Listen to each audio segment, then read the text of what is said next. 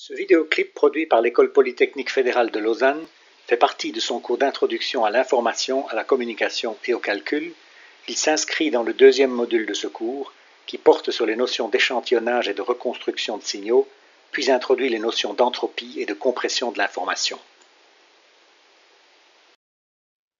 Dans le deuxième clip de cette leçon, nous allons introduire la notion d'entropie qui joue un rôle fondamental dans le codage et la compression de données. Pour saisir cette notion d'entropie, considérons la séquence des 16 premières lettres de l'alphabet de A à P. Imaginons alors un premier jeu dans lequel il s'agit de deviner quelle lettre une personne a choisie au hasard en posant un minimum de questions auxquelles la personne ne peut répondre que par oui ou par non. Vu qu'il y a 16 choix possibles, et pour rappel 16 est égal à 2 exposant 4, 4 questions sont nécessaires et suffisantes, quelle que soit la lettre à trouver. Pour s'en convaincre, il suffit d'appliquer l'algorithme de dichotomie vu dans un des clips de la première leçon de ce cours. Une première définition de l'entropie de cette séquence de 16 lettres est donc le nombre minimal de questions binaires nécessaires et suffisantes pour deviner la lettre choisie.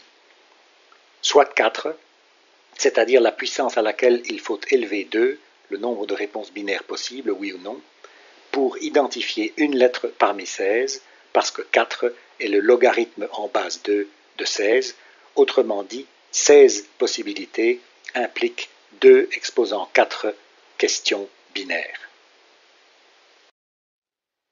Mais ce n'est pas toute l'histoire. La notion d'entropie dépend non seulement du nombre, mais aussi de la diversité des lettres à deviner.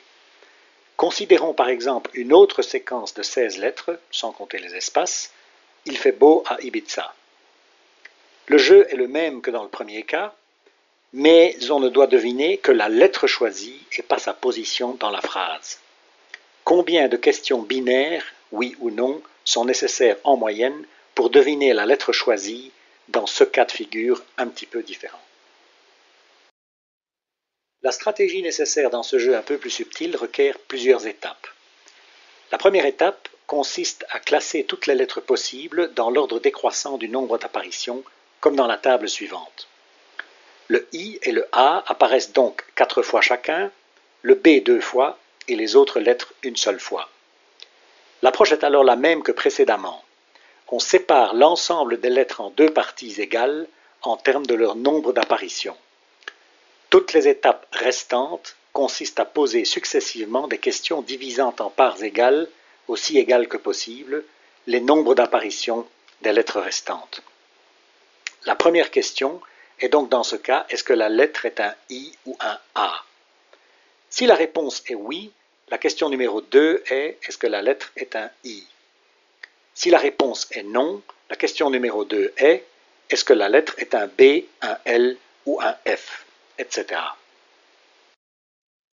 Cette stratégie mène donc à construire un arbre de questions tel que celui représenté ci-contre.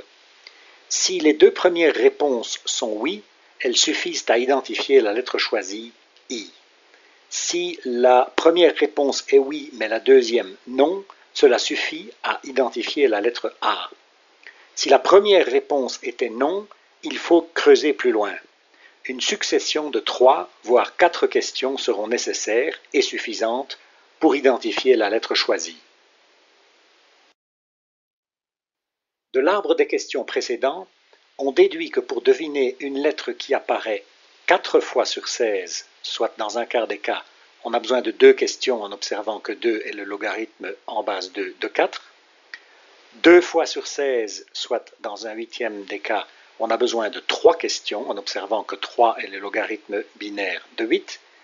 Et 1 fois sur 16, soit dans un cas sur 16, on a besoin de 4 questions en observant que 4 est le logarithme binaire de 16.